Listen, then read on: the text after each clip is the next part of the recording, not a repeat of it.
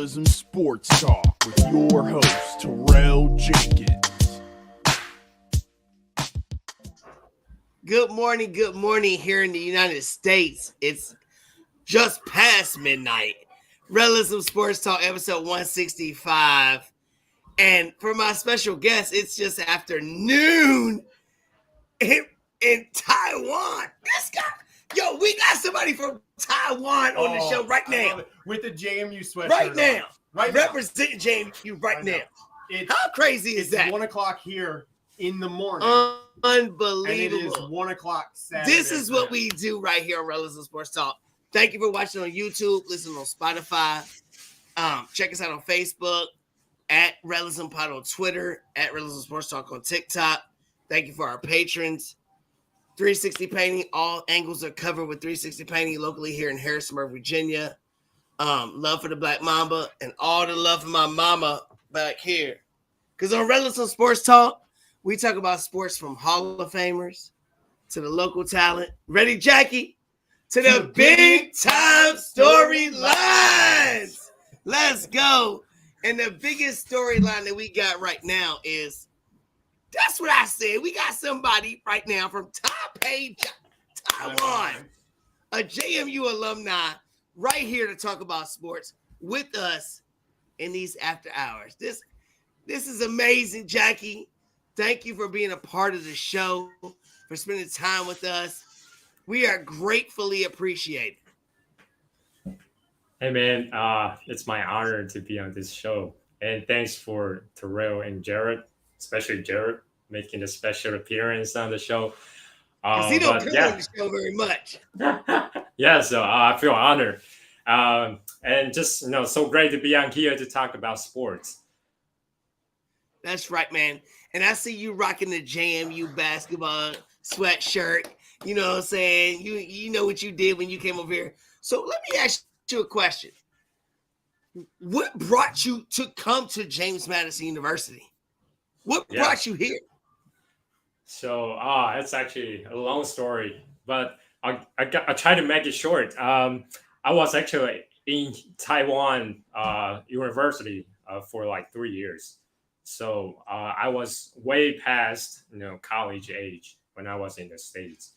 But here in Taiwan, I was just trying to figure out life, and by the time I already I'm huge, on sports, any kind of sports, baseball, basketball, all that. But I just really, want to feel the college sports in the States, because it's, nothing else like college sports in the States, nothing else like other countries.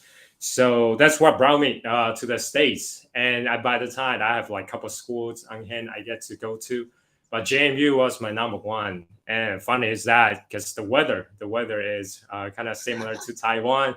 So I was like, I might be able to survive there. So that's why I picked JMU.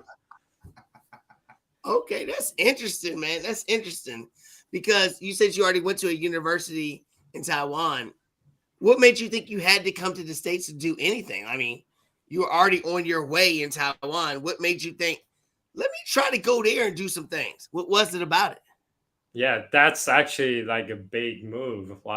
Me and my family, even my professors, we've been talking back and forth. It's I was junior already, so I still got one more year to get that paper. But why did I give up now? And why did I choose to go to the States all the way? And it's not even West Coast, it's East Coast. It's so far away. My family didn't even come to visit me for 3 more years. So wow. Yeah, I know. So that's a huge decision for me. But by the time I really wanted to do sports, I really love sports so much. I thought about Australia too, because it's a lot closer and they do have good baseball league too. But eventually, I believe it was my dad. He's like, if you want to do sports, then go to the States. States, they got all kinds of sports, from youth, grassroots to professional. You can learn a lot of different perspectives. And I was like, but I remember on the day I was at the airport. So, of course, my parents were sending me off. And I was like, heck yeah. Yeah, I was like, finally, I was like, finally, I'm free. Like, I got to do stuff that I want to do. But story changed. Like once I got the airplane, I teared. Like, tear fell off. I was like, man, I'm actually going, and it's somewhere that I knew no one, and so far away that they never will be able to visit me, until I come back home. So that's quite a story, but JMU, I love it. Yeah. So let me ask you a question. So had anybody in your family or anybody you known came to the States to go to school or to do anything else? No, I was the first one, ever. First one. Yeah, I'm the first one. Yeah. And you said your dad kept talking about sports. So obviously you had a passion for sports at a younger age. Yeah. Did you come to play sports, or did you play sports in Taiwan, or what is the median between you leaving to come to JMU with sports? Yeah, it's funny that I swam competitively my whole life. Swam? But yeah, I swim a lot. I play a little baseball and basketball, but never like organized, just recreationally. And my dad, I believe he was a basketball player in high school, but he did a lot. He does a lot of golf, when I was growing up. So that's kind of really got me into sports. But I always wanted to do basketball. I knew I couldn't as a player because the size or the skill, but I just tried to use different ways to get into the industry. And that's what I picked sports as a major, and just try to figure out different ways to be that, in that spot. So when you did make the transition to actually say, I'm going to do this at James Madison, what was your end goal? You obviously wasn't planning on playing.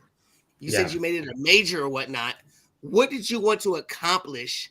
Because like you said, you were a junior already at the university that you were in. So what were you trying to accomplish when you came to James Madison? Yeah, I think one of the things that was really big to me when I first arrived in the States, but that's nothing to do with sports. I just want to restart. I guess the culture or just the school system here, I didn't really fit in, and I spent 3 years just learning nothing, to be honest. But I still I still figure out how to socialize with people, how to do a lot of cool things.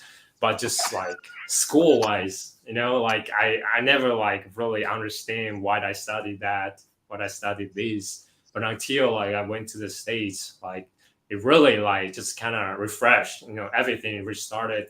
And then I think one thing is that I have enough I guess confidence in myself, doing anything, because I was really shy, to be honest. I was never like this, talking in front of camera or talking to people I just met. And I was never not like that. But when I went to the States, like I say, a lot of people pushed me, got me out of comfort zone. And of course, I was there all by myself. So I had to do everything on my own. And that led me to this, point that I kind of be able to figure out everything. But of course, the end goal was for me to work in college athletics. That's always my end goal. And I did have an opportunity after graduation for an undergrad. Coaches want me to go back to the program for women's basketball at JMU. But I had to, so I had to do military service, like I say. So I came back first, and then COVID hit. Everything kind of just changed, messed up. So eventually I stay here. Yeah. Wow. So if COVID wouldn't have happened after your tough 4 months of military service, you would have came back. You would have came back to work with the JMU women's basketball team. Yeah, that was the plan. And I thought, that might be, that might be it. I would be in the States for the rest of my life, but eventually it didn't happen. Because JMU women's athletics, period, not just basketball, are official. I mean, the men's football team is growing and growing and growing, but women's at JMU, Like one of my co-hosts, Ryan Swole Daddy Aarons, his wife is one of the coaches for the women's golf team. And they just won their second straight team event. The women's athletics at James Madison are up there, yo. I mean, lacrosse, field hockey, softball, basketball was just in the tournament that lost to the team that made it to the Final Four, and they were ahead by a lot. So for you to even get close to being a part of that, how did you finagle yourself from way across the country to they want me to be a part of this? How did you do that? Yeah. I mean, kind of going back to what I just, say, like even before the show, like a lot of people believe in me.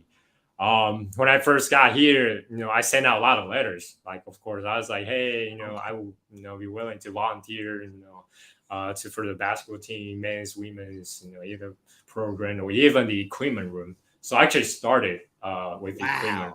Yeah. So the guy named Daniel Turk, he took me in and he's like, hey, never, like there is never a student want to volunteer for equipment. You might be the first one. And I was like, yeah, but I just try to break in. I know I'm not even from here, but I need to start somewhere, And then the funny thing is, so after equipment, I did interview with women's for their team manager for the very first time, but they reject. Like, it's like, your English might be the problem for us because basketball is really fast paced. Everything is going really quick. So I was like, it's all right, but I kept kind of like just say, hey, but if it's volunteer, please, just take me in or anything. But they did not reply eventually. So I stuck with equipment, right? But the coaches, that's like something that Max coaches see me all the time. It's like, hey, this dude, what are you doing here? Like, and I was like, yeah, I'm here working, volunteering, and hopefully one day, I could work for the program.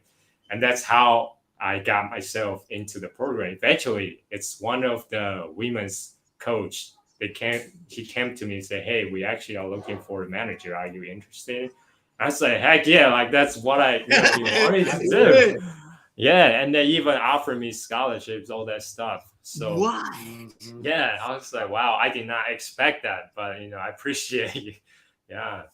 Well, myself, including the producer here, we love coaching. We've coached youth and up to the high school level and everything else. And just like you said, sometimes the best players aren't the ones that's going to amount to the most. It's the ones that are the hungriest, the ones that are going to be dedicated enough, the ones that are going to put in the sacrifice when nobody else will. And that sounds like something that you were doing. Like when he said nobody else is doing this, you had a hunger for being what you wanted to be. You had an end goal for what you wanted to be. You were the first one to come out your family to do it, but you weren't satisfied with that. You weren't satisfied with that at all. You had more to prove and more to do. And I think that's a testament to you and your family for your upbringing and for your tenacity. I love that about you. Yeah, 100%. Like, I never knew like I could do that, but it's funny that so in our saying in Taiwan, it's called roaches spirit. So cockroaches, they never die, right? They never die. They keep I hate coming. roaches. They keep coming. Yeah, I had them either. I had them too, but just like that kind of like spirit, like inside of me, like growing up. Like, like you don't give up. You just keep trying. Yeah. So eventually, I got to work for the program. Is that a Taiwan just saying that like a lot of families like in sports you hear that a lot? Like, hey, roaches spirit. It's in life, like not even just in sports. It's like in general, like people would say, you gotta have roaches spirit, like So he's saying, is that like a Taiwan thing? Is that like a saying like that?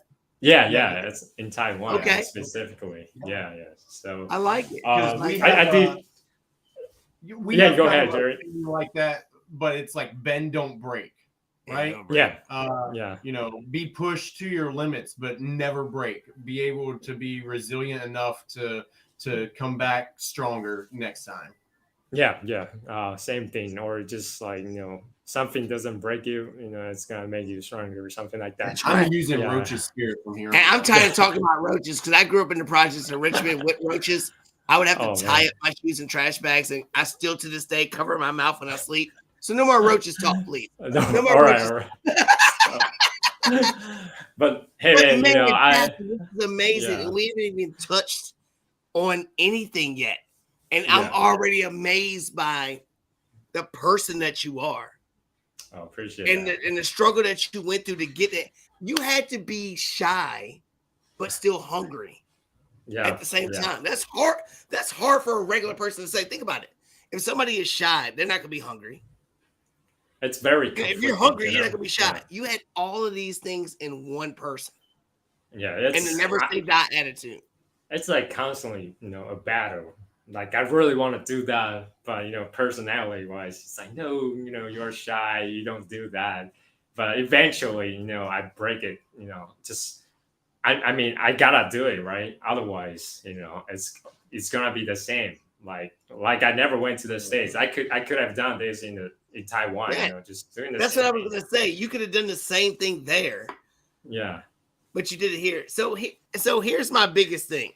Like I said, this is the first time I'm ever talking to you, seeing you face to face. I've talked to you on Facebook, different things, because my brother-in-law, Derek Hess, told me about you as far as like tagging my videos to you and different things. And anybody that knows my brother Derek, I love him more than anything. I mean, I love my brother, but sometimes he might be inflating things. But he told me about you and different things that we talked, like I said, off and on for good yeah, 6-8 months now. You know what I yeah. mean? Wow, yeah, from So last year. how did you meet? For somebody that's shy, Derek Hess is not shy. if Not he shy. doesn't if he doesn't smile, man, you don't want to talk to him because he's Yeah, like a exactly right. mean If he ain't guy, smiling, just go the other way. Go the other way for a minute. Yeah. So how did you Yeah. meet Derek? How did you meet Derek? Man, so I believe it's like my first day when I got into Harrisonburg, got into the town. So I was like in the States a couple of days before I went to Harrisonburg. I was in a hotel at the Dallas airport and just waiting for the school to pick me up, right? And then, so my first day, they assigned me to like an off-campus complex named No 38, called No 38. I don't know if you ever heard 38. of. Yeah, I was there for like 3 years, like until I graduated. But No 38, so it's really far away from campus, like JMU. It is. Yeah, And their even buses if break down all the time. yeah. But by the time I did not have a car, did not have a bike, and didn't know how the bus system worked. So my first day, I walked from No 38 to JMU campus. And that took me an hour. And not to mention it was snowing. Yeah. Oh, what? So I came in January. Yeah. Determination. Yeah, I did not have like those bean boots on, whatever. And then, but the thing is, before I plan on going to the States, everybody here in Taiwan say you gotta try Chipotle. Like everybody say Chipotle is so good, like you gotta try it out. I was like, sure. And then Who told you that? Who told you Chipotle? all my friends, like here in Taiwan, who've been to the States, it's like Chipotle is the must try thing. I was like, okay, and so I Google it, and there is a Chipotle by the East Campus, JMU, like on Reservoir Street. Yes, sir. Yes, I remember that. So I walk all the way to Reservoir Street, but I think it was Damn, like from North somewhere. 38? That's a long ass walk, yo. Yeah, I believe it's like more than an hour. But it's just like everything is so new to me, right? Because it's my first day like in Harrisonburg, so I was just trying to explore. But during my walk, a lady drove by me, and I believe that's Derek's mom. Derek's So mom. she's like, yeah, Derek's mom show up. She's just like, hey, you trying to like look for something, like, because I've been like walking, and she just like, do you need a hand? I was like, yeah, I just tried to get to Chipotle, but I'm kind of like lost. So she gave me the ride. This is amazing. Like, this is why I love Harrisonburg. I mean, it could be dangerous, but I'm just saying, like, a lady, and I never knew a stranger, and then she just like, hey, I could give you a ride to Chipotle if you want. And then of course I was like, sure. And then so she took me to Chipotle, And then after that, like I told her, like, yeah, I could walk home, myself. Like, there's no problem. So after that, I believe it's like after a week or so, Derek Hass came to my house, came to my apartment. So, Give me your house. Yeah, in my house. But I did not know like that lady was his mom at the time. But he came to my house, and then my roommate also is named Derek. Another Derek. I don't know if you ever met. He's like a huge buff dude with a lot of tattoos. But apparently they are friends. They are friends. They were friends. Oh, I know that. I know who you talking about. I know that guy. Yeah, he They used to moved play furniture in my JMU house football. sometime. Yeah. Okay. Yeah. So he was my first roommate ever. And then I was with him like 2 years. So and no 38 after he moved out. But they are like tight, like friends. So Derek will like always come by, hang out. And then with his dog, Steve. And then we just like Yeah. He's a Leo. Yeah. So we hang out quite a bit, and then he started asking me those questions like, "Hey, how you got in, JMU, and why you're here?" And then I just started like telling all these stories, and he's like, "Hold on, like my mom did talk about an Asian dude trying to go to Chipotle, and she gave me a ride." I was like, "That's me," and that's like after. That's like probably after a semester or two, like a long time, later. And then it's like eventually I figured out, oh my goodness, like that first date, a lady picked me up and went to Chipotle was Derek's mom. And I was like, yeah, I was like, this is the first time ever I actually feel the world is really small. Like you could, anything could happen. Yeah, so that's how I met Derek. And ever since then, I mean, he's one of them really took me in. I gotta be very real. Like by the time, like I said, I couldn't speak English at all. Like, I mean, I could a little bit throw in some vocabularies, all that stuff. But he really took me in and really just took care of me like one of his own, So I appreciate him so much. Yeah. That's incredible. Go ahead, Derek Cass. Big ups to you, baby. That's my brother out here doing things. You want to know something that I'm having a hard time wrapping my head around is, and maybe this is because I haven't explored the world, but there is a guy halfway around the world who knows our lifestyle here, like not just America, but specifically our area right here. And like, it's just so crazy to think about someone 12 hours away from us knows exactly our life here. That is crazy to me. Has experienced it. And I wish. And knows my brother-in-law. I wish I had the opportunity and to his be mom on the other side of that. And he gave me the first ever deer meat I ever tried before. Oh yeah, so you like his deer meat? Yeah, I love it. It's like he just Derek hunt one and you make it a stew. Cat. Yeah, all that stuff. So yeah, he really like gave me a lot of like local, true American experience. So that's very cool. They have Derek. Did he get you a whole lot of women too? I tried to stay away from that. Don't answer that. Oh, we're cool then. But he did like take me to a couple of like parties, all this stuff, and just kind of let me experience it. Eventually, I did not like really go very often. 38. You didn't have to go far. 38. So, yeah, no 38. You're 38. Fun Derek time. Cass. Yeah, exactly. Fun time. Jackie, that's crazy. That story right there. That's what I'm trying to say, Jackie. You talk about that jump right there is dope, Jackie. This is what we talk about. Nobody's gonna know this kind of stuff. This is great. So as you get finished with JMU, what made you go back? Was it COVID made you go back? Is that what it was? It was actually the military service. So military. Yeah. And you were gonna come back when COVID happened. Yeah, that's right. I got you. So you haven't been back since? Yeah, it's been 3 years. So it's been actually a lot of like talks that different coaches from like different colleges want me to go back to do grad school and serve. Yeah, Northeastern. I don't know if you ever heard of the school. Yeah, I've heard of Northeastern. Stony Brook. Stony Brook, yeah, or like even Alabama. Illinois. So all them trying to get me back, but eventually, like there are a lot of barriers in between. So I'm still here. So let me ask you a question. Yeah. Let me ask you a question. For somebody basically as like, I mean, you didn't play the sport as a walk-on type manager type person. What did you Right. do to impress these other schools to want them to get you to come back? You had to do something. What was it? Right, right. I think one thing really stood out, like to those coaches is, I guess it's the heart. Like, I love basketball, right? And then I really wish I could, be a player, in the past, so I could bring in more like perspectives or energy.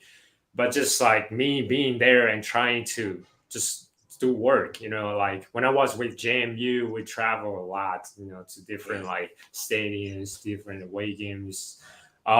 The first thing, to me though, is to just help the coaches and the players to get comfortable.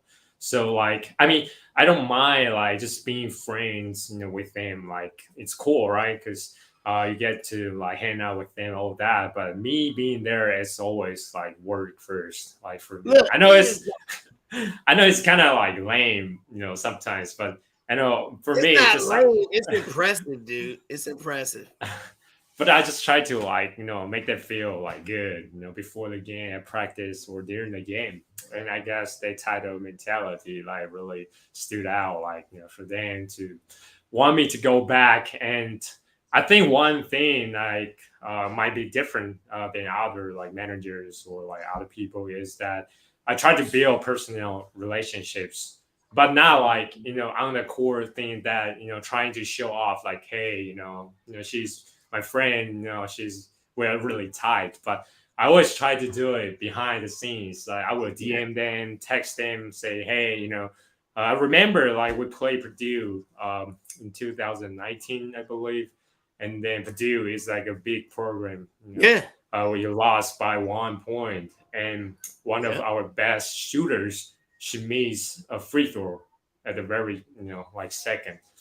So she broke down. She broke down like right after the game, went into the locker room. She broke down, and then I just simply like text her. It's like, hey, this happens to one of every of us, like even the greats, and you are that great, greatest player like on this team, and then you gotta learn how to take that in. So those through these small talks or just pack talks, I really build like deep relationships with the players, but never on the scene, like on the floor, like people would say, but always Right. like behind the back, and with the coaches too. Like I do like cards, all that little notes, just trying to. I mean, Wow. because I'm here like all Wow. along, an international student, like who wants me. Like you would think there are way more people they could have, and they picked me. So I always just feel like grateful to be able to do stuff for them. And I think that's one thing really stood out. And eventually, when I come back, those coaches would still like email me, say, "Hey, I know you have this type of skill. Could you like help me to like recruit players or do like graphics, all that stuff?" So still, like till this day, I still do work for some of the coaches. But I will always say, yeah, I will still do work for them, and I always tell them like I don't take money or that stuff. But if there is one thing you could do for me is I really want to go back for grad school. Yeah, and that's one thing if they can do for me. So ever since then, they've been like helping me doing like connecting with other schools, other coaches. So yeah, That's so freaking awesome, dude. yeah. So freaking awesome, man. Man, that's so freaking awesome. So why you're in Taiwan right now? Sports Wow, is still man. a passion for you. It's still a passion for you, right? It is. It is. So tell I've me been, what you're doing as far as with sports right now. yeah. So it's funny that so ever since I came back, first job I did was a broadcaster for our professional baseball. So our professional baseball, yeah, yeah. That is another story. Yeah, I gotta tell you because it was COVID year. So when COVID hit, sports in the world shut down. But Yes. only here in Taiwan we were live. Yeah, every sports. Let me ask you were one like, question. Let me ask you one question real quick. Let me ask you one Yeah. question. Because this show started because of COVID. I started this show during COVID Okay. because I like to talk sports. But I Yeah. do remember watching, and I don't want to be disrespectful about any country or anything, like I said before. I remember watching TV and there was baseball, and I don't know what countries it was, but they had like blow up dolls in the stands and different things going on in the stands. Are you familiar with what I'm talking about? I think that's us. I think that's us. Because We had literally, cardboard yeah, because literally we were the only live sport. It was the in only whole thing to world. watch. Yeah. It was the only Yeah. thing to watch. Yeah, that's us. Yeah, it's called That was CPBL. Yeah, that's us. That's us. Yeah, Chinese I Professional remember talking Baseball about it. League. Yo, I gotta go research because it's one of my first shows. I remember talking about like, yo, whatever league it was. I was like, the baseball, they got blow up dolls in the stands. They're still playing, la la la. Because we were talking about, is the NBA gonna come back with the bubble? Is baseball gonna do all these things? But there was a baseball organization that was still playing. If that's what, yo, I gotta research that. That's amazing. So I have a question about that. Were they just put there and just say, "Hey, here's spectator eyes"? Because my leading up to that, for the MLB, while they were still playing, what you could do, some teams were saying, "Hey, pay $250 and we can have a cardboard cutout of They did your do picture cutouts. there." Like, and then after it's all said and done, we'll give it back to you. And I was like, man, I really want to pay $250 to have a cardboard. I never did it. But was it something like that, or were they just They were the league filling the just kinda seats with like, yeah, but was the league just saying we're just going to put these here just to make it feel like somebody's there?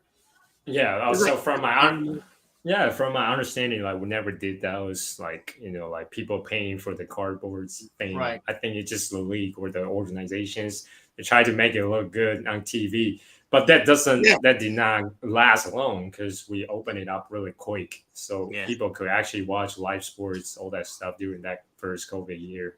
Mm-hmm. Yeah, so that did not last too long. and I think that out of the United States help sports get back to the United States because Yeah. other leagues outside the United States weren't as intimidated or scared and figured out ways to say, oh my gosh, I don't know what to do. They said, okay, let's be proactive and figure out what we can do and enhance Right. that. I think Right. without that, we would still be back. You know what I mean? We might not have had the bubble with the NBA or different things going on. Everything was scary, but I think other places doing those things help everybody with sports. Right, yeah, because that's like the year or like the time I feel like we really need sports in life. Like we could not have, otherwise it's not the same anymore. So yeah, but eventually like COVID still hit us like after that year. Still here. Yeah, still here. So unfortunately, but I'm glad everything is normal. You could watch sports, play sports, do sports, all that kind of stuff. Yeah. So with you, Jackie, and with me, and with my previous guest on the Raw Show, Mr. Darren, it's so funny how he said he started his show when COVID happened. I was going to bring that I up. started this show when COVID happened. And Wow. you're talking about different things that happened when COVID happened. Because why? Like we always say, sports is the ultimate Band-Aid. Sports is the ultimate thing that will take away all your distractions, all your hates, all your problems, all your insecurities. It builds people together without all the other things that make you think in opposite ways. That's why we love sports. And that's why you left Taiwan in a comfort level that you were at. You were comfortable there. You were almost done graduating. You were there, but you wanted more. Yeah. And sport 100%. helps you get there and fight your fears and do the things and still be wanted while you're in another country. The state still wants you back because of sports. That's amazing. That what sports does for people, yo. It's crazy. Yeah, I really never thought of that, but just today here, like, I was talking, I really just think back, how I went through all that up and downs. And then today, we are here talking about sports. It's, one thing, just, we are blessed, like it's So Yes. so cool. Yeah, so cool. Yeah. Yes. But Yes. So we've been talking about how great you are, Mr. Jackie, and you are that great. And I want to give big props to your parents and your family also, because you can't do it alone. Not one person can do it without a backbone of stability around them and a support system that will yeah, help you create these goals and opportunities. Whether they yeah. came and seen you in 3 years or not, you knew when the chips were on the table, if you needed them, they'd be here. You know what I mean? And that Yeah, gave you strength to do the things that you never thought you could do. But right. since you still are in Taiwan, I want to know, because I'm a sports fan. Yeah. I want to know, after watching the World Baseball Classic, and like I said, baseball is under football and basketball to me. Number one for the producer. Now knowing you, it might be number two for you. But tell me the atmosphere of the World Baseball Classic from your perspective, and maybe any other sports where you're at that can show some differences than the States might not ever see. Yeah. Just in general, like baseball here is huge, right? We got 6 teams so far. I know it's still like compared to the States, That's 6 teams okay. is nothing. But hey, each team got his own culture. They have their cheerleading teams, all that stuff. And we do have a lot of jerseys. Like they do like a campaign. They wear different kinds of jerseys like every That's week dope. or each month, and they put out a lot of great shows for people to come here to watch. Even though we are not here for baseball, we might still have a lot of fun, just drinking, watching shows, all that stuff. But I would say one thing really stood out, like among all other countries, is just the cheerleading culture, I guess. Like it's not even like just grown men; it's like kids. They would love to be in the stadium and just follow their dancing or their cheer celebration, all that stuff. And I think that brewed the culture of like watching baseball, right? Here, unfortunately, I would still say sports is not a priority for us. We still see studies, schools as the main thing, the first thing for us. But there are more and more people start like watching sports or even playing sports because of all these kind of games or like campaigns. Each teams push out. And one thing I gotta say that our training system though, it's a lot different than what I've seen in the States or what I've heard from other countries. And this is one thing I guess I would diss about Taiwan sports is that we train a lot. So you gotta decide. So if I want to play baseball, then I will start in elementary school right away, and that's Oh the wow. only sport. Yeah, that's the only sports you could do. Oh So wow. yeah, for the rest of your life, you can only do baseball. Wow. Yeah, and then that even like take away a lot of your school time. So you are full time baseball player since elementary school. You could say that. Yeah, and that's something I don't like because it take away a lot of opportunities for you to try different things out. And then when you are that young, you don't know like what You you're don't gonna know. be. Yeah. Yeah, you don't know, but that kind of just force you to have only one way out. So you gotta be the professional baseball player. Otherwise, you are screwed. Yeah, and I don't really like that, but it's still like that's how we train players. And you could argue that we only have 23,000, no, 23 million people. My bad. So we are not we don't have not that much population, but we could still produce major league players, Sure. all that. Yeah, so that's people will say, yeah, system works. That's how you produce great players.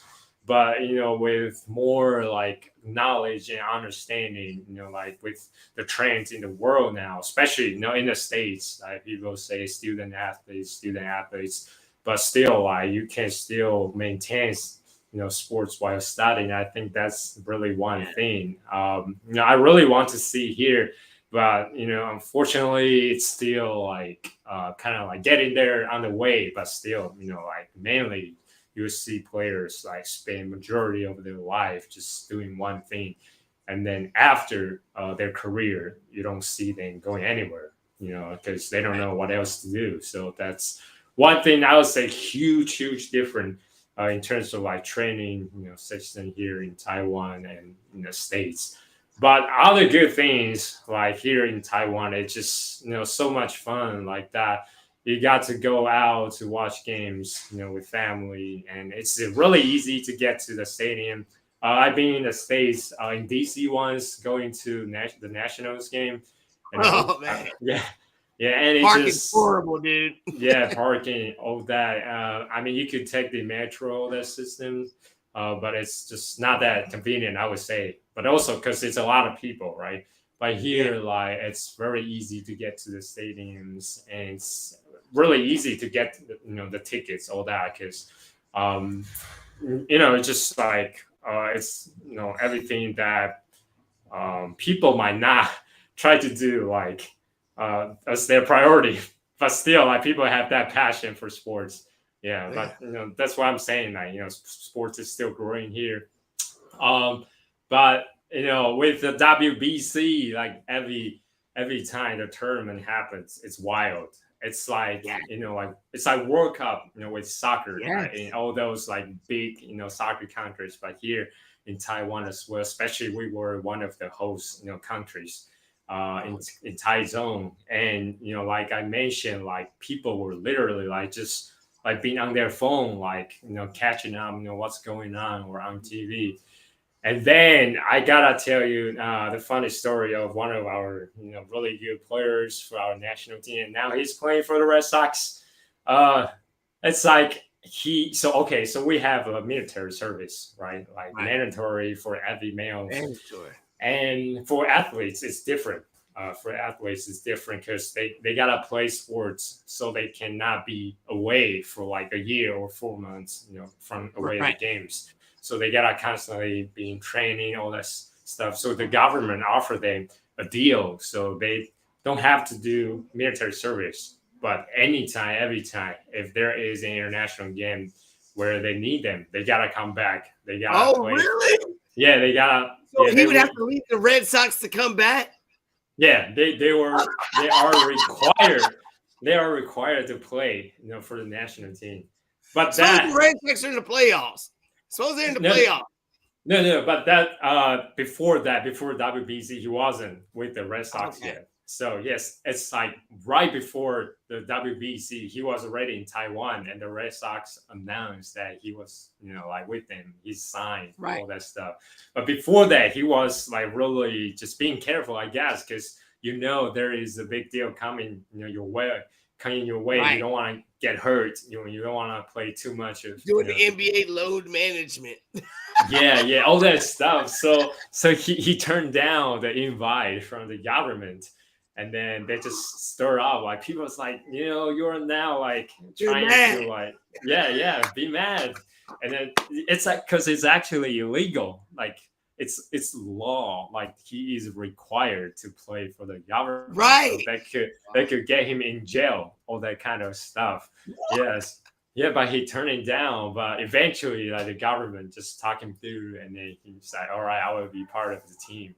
But he crazy. Yeah, he brought a show. Like he was the MVP of the pool. Eventually, I think he was selected one of those like greatest players for the whole tournament. Yeah, right. So yeah, and then he would.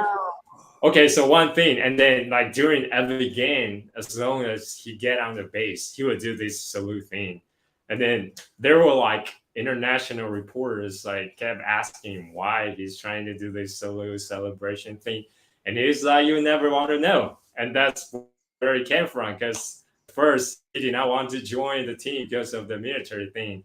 But eventually he was on the team. So he's trying to like, just like do the salute thing. Say, all right, now I'm doing my duty now. Salute. He's trying to do a little bit of something to keep everybody over there happy while he's still over there with them.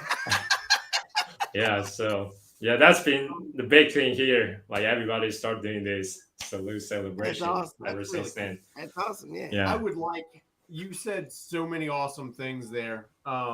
and I love all that information. But I just wanted to touch on a couple things that you said early on.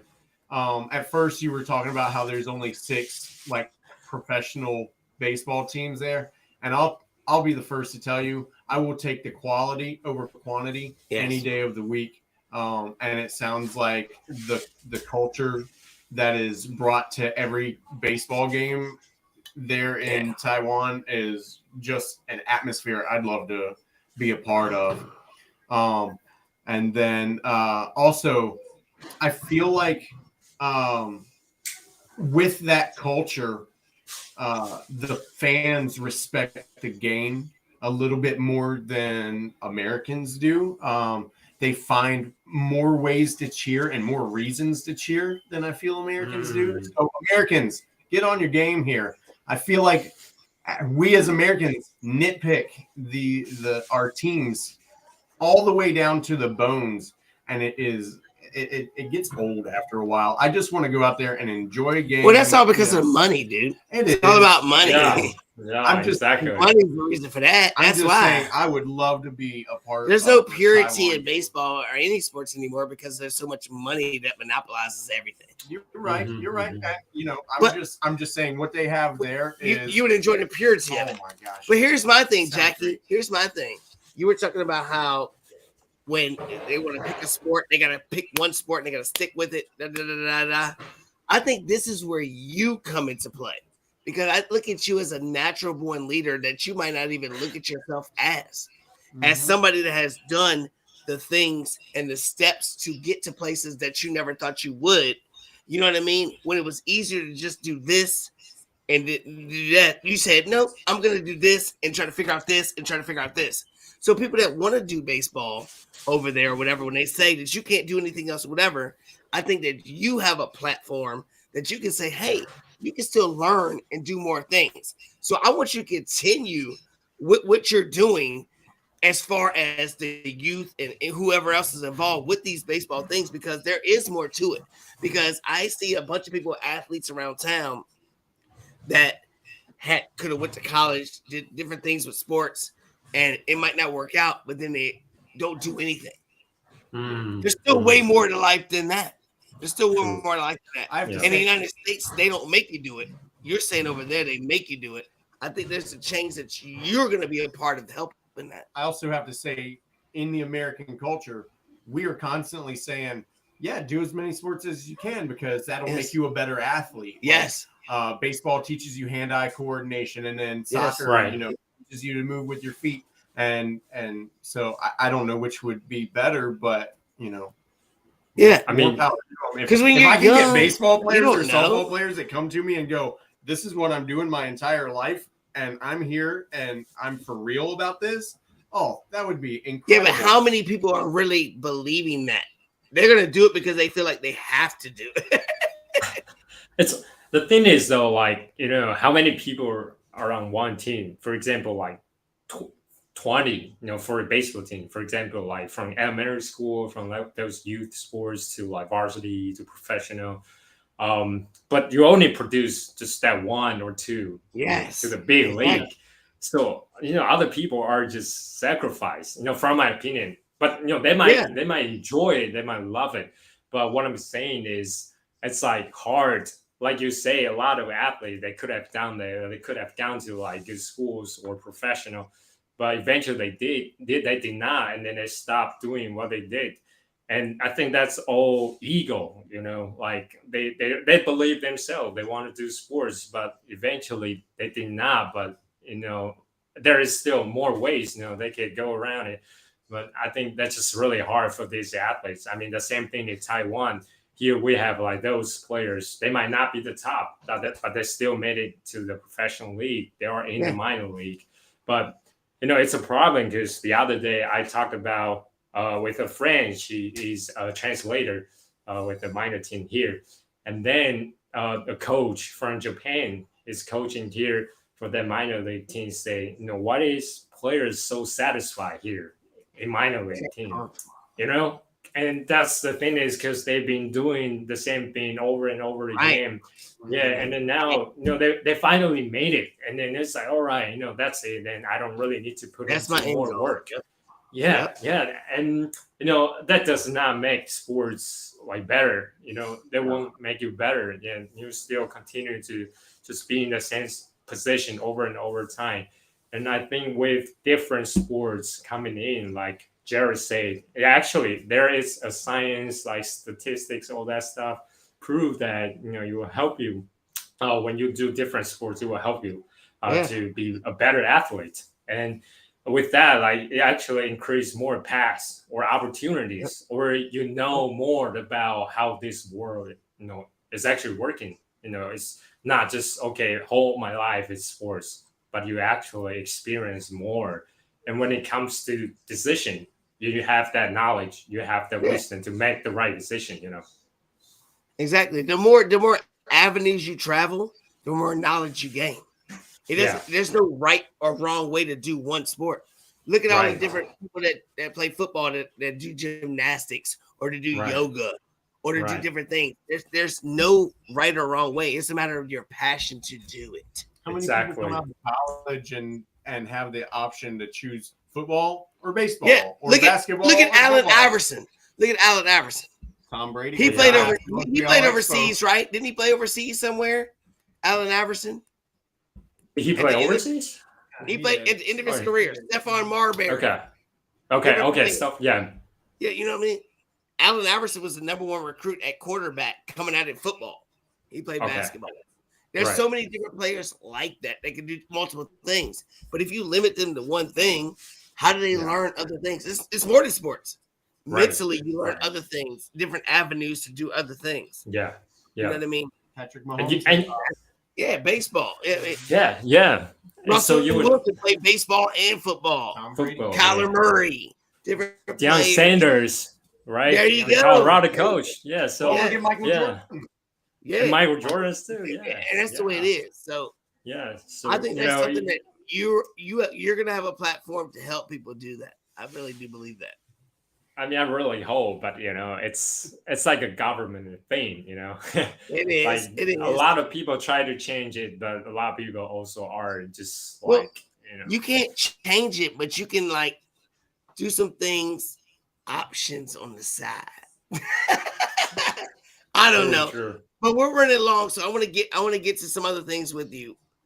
I could talk to you all day, dude. Really, I could talk to you for a long time. I think Jared feels the same way. We'll I feel like we could dig into way more with this guy, right? Mm-hmm. But it's got about 8 minutes left before this. That ain't gonna cut off, but this will. I don't really care. I'm not tired. It's early for him. He's chilling. So let's get to basketball. You said that was your number one passion. Yes, number one passion is basketball. Basketball season's almost over. It's almost over. Yeah. So let's talk about a little bit of Taiwanese basketball, and then we move to NBA. What about that? So is there leagues in Taiwan? Because I see all these Euro leagues and all these different players, different things. Is there a Taiwan league? Yeah. So it's funny that we have 3 leagues now. You got 3 leagues and only 6 baseball teams? Only 6 Yeah, it's weird. It's been quite a wild journey for our sports. Yeah, constantly changing. But it's a good thing to see. Like there are a lot of people try to cooperate, things together. But the story started that we have the very first league. I mean, as long as I remember, it's an amateur league called Super Basketball League. And it's a governmental funding league. So everything, is executed by the government. Nice. Started nice, but eventually kind of went downhill because, every year government has the budget, right? So revenue isn't really the thing for them to worry about. So they start thinking, okay, we don't really need to try too hard with our marketing, with our, campaign, all that stuff. So eventually nobody really wanted to go watch the game. And then so our sports kind of, especially basketball, kind of died for a little bit. Why though? Why, Jackie? Why? Was it the star power? What was it about it? Because you said baseball only has 6 teams. What Right. was it about basketball with 3 different leagues that you Yeah. couldn't maybe even combine those 3 to get the best of the best to make one bigger league? Right. So at first it was just one, and then since the marketing, all that stuff, people start like feeling just okay. Government is not trying to do anything better for the basketball, so why not? Why do we want to like pay tickets to watch the games? So the league kind of dying down. Still exists though, but people start going to the games. So there is a guy. He used to be the player, and he's like, no, we gotta do something different. So he came up with a new league in 2020, so 2 years ago. It's very new, yeah. And then it's all like private, like funded by like a lot of like firms, organizations, Okay. and government has nothing to do with it. That's So, good. so it is good because they care about the marketing, because they gotta That's make their money, money. right? Yeah, because that's their their money. exactly. So they put in a lot of like stuff, to make people want to come out and watch the games, and they actually provide another stage for those good players who are Taiwanese players, but they are overseas playing. But eventually, they have this stage to come back and to play in front of the home crowd, and Right. that made a lot of fans want to go to the games because Yeah. they actually get to see like great players, great quality games. And then a year after, so the government see, okay, this league is working. so, so they try to like get that money They want to too. get their fingers in it, didn't Yeah, so there's like, all right, we are going to do another league too. So there is another league, the third league, and now they are just like competing against each other. It's wild to see this, like, because I never thought this would be 3 leagues in Taiwan now, and each league has like 6 teams, so combines like 18 basketball teams on this little island, and then there are Jeremy Lin, Dwight Howard, all those former Hold on. NBA Dwight Howard players. plays in the Taiwan League. Yeah, he's I knew here. he went overseas. And I just went to his game like a couple days ago. It's crazy. What? Yeah, he's here now. And just this effect that actually a lot of more people like in the States or in Europe are watching our basketball. Yes. Yeah, there are opportunities for their players to come here too. So it's getting big and bigger. So I can't wait, for them to combine. Eventually they gotta combine because that's the regulation for Right, FIBA. right. Yeah, so you gotta have only one league in Only each one. country. Yeah, so I can't wait for that. And you want to know why it built up? Because of competition and ego. That's what it Yeah. was. I got one, you got one. Oh yeah, That's what we love about sports. You know yeah, what I mean? Any sport, you got a rival. And Yeah. when them rivals play against each other, I don't care what the records are. We don't Yeah. like each other. And it makes big time for sports. Same thing what Yeah. you're talking about. Government Same thing. league, private Yeah. league. Private We go league. against each other. And then you get Yeah. somebody like Dwight Howard. Did you ever have LaMelo Ball play? No, we don't have LaMelo. LaMelo LaMelo was never played. in some European country, I believe, But but not in Taiwan. Yeah. You But- wanted him to play, didn't you? No, so when Dwight Howard came, and he no, I love LaMelo. He's like, because You would have loved him to play in Taiwan. I used to be the fan of Big Baller. That I got show. a big baller shirt. I wore it today. I was wearing it today, Jackie. Yeah, I loved him. Like it's fun to watch, and I mean he's good. Like with the Hornets, all that stuff. But he would be nice, to be here in Taiwan, just creating all He's going to that. get a shirt. But- Jack. He's so hype. I mean, It's in That's the all other right. room. That's all right. But I did wear it today. all right, yeah. Big baller brand, baby. Big Baller, yeah. It's all about like showing, as a brand, right? I mean, I love LeVar. So he's why a haven't you cool tried guy. to get involved with any of these basketball leagues? You talk about He's Huh? too big now. Like, I mean, I'm talking about you. I'm talking about Me? you. You got all these Yeah. universities in the States that want Yeah. you because of things you can do for being a manager or whatnot. Why haven't you not reached out to any of these organizations to try to do the same thing? That's a very good question, man. Like, And I gotta be honest with you. I Relevant was, Sports Talk, Jackie, we give great questions. it's all right. I gotta be honest with you.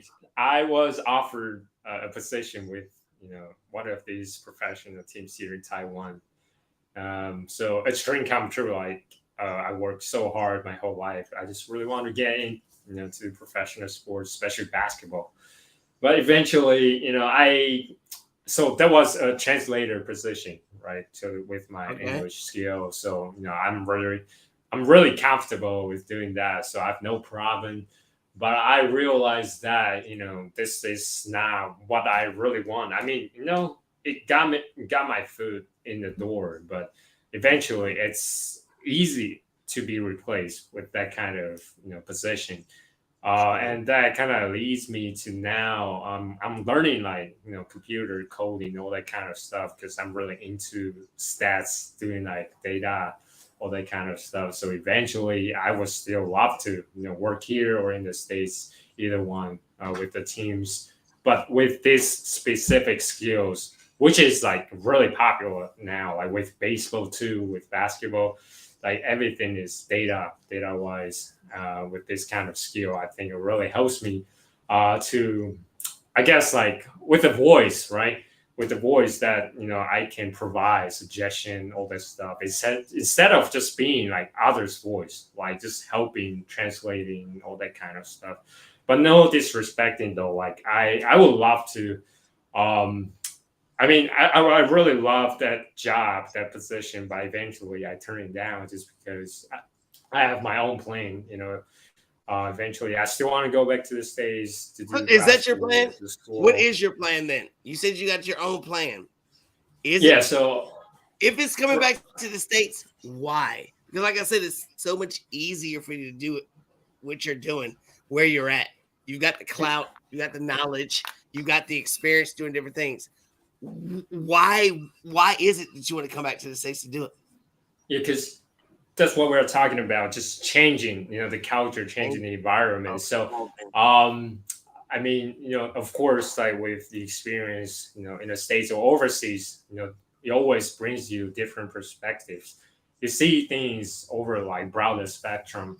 And then with the data, of course, in the States, because you guys have more teams and data, will play as an important role for us. Baseball, like I said, 6 teams, you play each other all the time, so eventually they don't even do scouts, because they know like this pitcher, he has certain like stuff, when they pitch like curveball or fastball, or do certain things, so they don't even do scouting anymore. And for basketball team as well. And then so with that, like data cannot grow here, like. But in the States, there are so many variations, so many combos, and then data will always play in, especially with the draft, right? Like you gotta like evaluate these players, and even like with the business side, you gotta see if this guy can bring in money for the organization.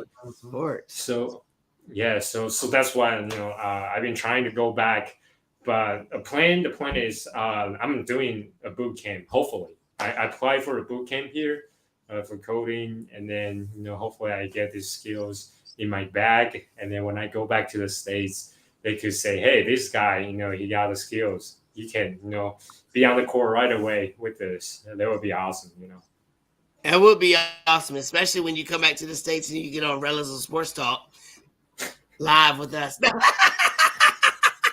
I'm telling you, we got to get him back on here. Jackie, yo, this has been an ultimate pleasure for us, dude. It is after 2:00 a.m. here. And me and Jared are sitting here like, I could talk to him for another 2 more hours, dude. This is amazing thing that just everything about we're absorbing everything that you're saying. This is amazing. It, man. And the person that you are is way more than what I ever could have imagined.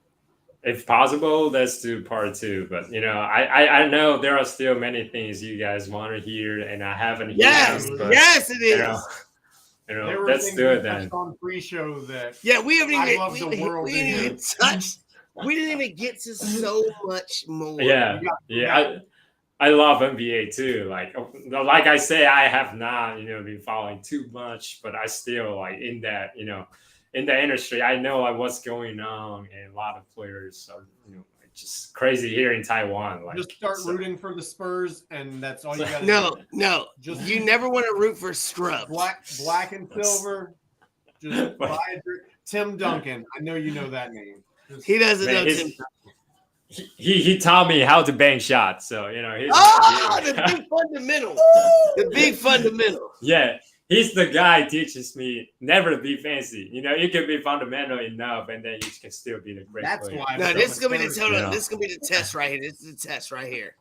Jackie, tell me how you feel about Kobe Bryant. Kobe Bryant, man, he's definitely, I was still young when he's, in the league. And then when I grew older and older, he's retired. He's doing all his, like movie thing. How old are you? I'm 27 now. So he was still playing, like, when I was like in college, probably he was still playing his final like season or something like that. But for us, like growing up here in Taiwan, we do that Kobe thing too. When we throw trash or anything you do, Kobe. Anything, Kobe, yes, exactly. So he's the GOAT, right? In my he's generation, he's the best. He's the best. And like, but when LeBron showed up, and hold on, stop. He will cut you off every time you say that name. Stop, Jackie, because No, but for me though, it's still Kobe. But the generation after me, the perspective changes. Like everyone is 3-point, everyone is like Steph Curry or LeBron. You don't have to talk anymore. You said Kobe. That's all we need to hear. I'm just saying there's one A and one B. Your story is amazing, and we've only touched a little bit of it. Yeah. I cannot wait, and I'm grateful that you spent this time with us. Yeah. I'm grateful that the producer stayed up this late with us. Thank you, we Jerry. have to schedule another one. 100%. Jackie, we got to schedule another one, okay? Anytime you need me. Yeah, really. I haven't. You're available. Yeah, I haven't talked about the Mets. The Mets. There is a Taiwanese dude working for the Mets, and he's doing the Taiwan Day. So I gotta talk about him too. And there was a player named Lin, I believe. He's Taiwanese. He played for the Mets as a shortstop or something like that. Yeah, but he's not with the Mets anymore. But you might see him before. Yeah. So we got to get all this information. We got to get some Jeremy Lin. We got to get everything. Yeah, for sure. Yeah, there's so much to talk about. Yeah. It's crazy. Like with the Y with Jeremy. I don't have how much time I still have, but just with them coming here in Taiwan, like they talk about Carmelo Anthony. He's trying to, because no one, is leaking. So he's trying to have a place to play. So, we actually have a team reach. Yeah, we actually have a team reach out to him, say, hey, come play in Taiwan. Play with us. And and also Isaiah Thomas too. DeMarcus Cousins. Yeah, all these big league, all these players, they haven't found a place to play yet, but eventually, they might come to Taiwan. You don't know. Yeah. They might. Why not? Why now, right? Yeah. So, I'm excited, because things constantly change. You never know what's coming. And unfortunately, with the war in Russia, a lot of players, they don't have, place to play, but that's like another thing for Asia though. Like, good players start to come to Asia to play overseas, all that kind of stuff. So a lot of factors, to be take account. So yeah, a lot of things going on though. But yeah, we'll see. Yeah. Jackie, before we go, I need you to do one thing for me. All right, I got you. I need you to say, I don't know how I want to phrase it. I want you. I don't know what's about. I want you to nervous, man. say something about being in Taipei, Taiwan, and Rellism Sports Talk gives you the big time storylines. I need you to do something like that for me. All right, I got you. All right, let me see it. Is there anything that you try to like ask me, like the No, last I want question you to be wanna like, hear? I want you to be like, I'm Jackie, yay, and I'm in Taiwan right now, and I love Rellism Sports Talk because of the big time storylines. That's gonna be part of my commercial, man. You're gonna be on the commercial. No, he don't have to do it. Okay. He can do it. He can speak English, man. I know. I thought maybe you were asking him to do it in his native language. No, I want people to be able to because understand. that would be cool too. We can't understand that. Now, if he wants to do it twice, cool. There might be some Chinese, viewers tuning in. So Hey, do it twice, then, baby. I wasn't trying to be greedy. I was trying to at least get one. But if you're gonna give me two, I'll take it, baby. All right.